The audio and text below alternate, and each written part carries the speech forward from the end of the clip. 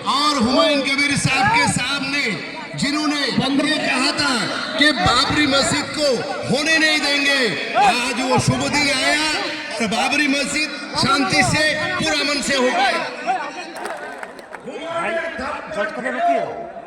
তারপরে বাবরি মসজিদ ঘুরছে ভাঙা হলো, অযোধ্যাতে তৈরি হবে মুর্শিদাবাদে, এটাই আমাদের কাজ।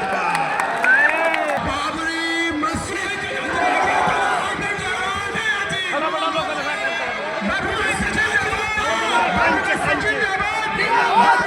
মুসলিমদের ঐক্য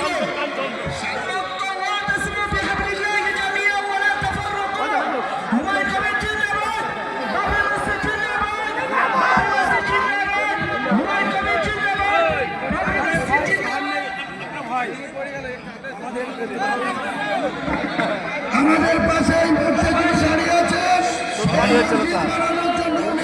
1 কোটি টাকা দান করছেন আমাদের এই ট্রাস্টটিকে, 1 কোটি টাকা দান করছেন আমাদের West Bengal Islamic Foundation of India ট্রাস্টটিকে।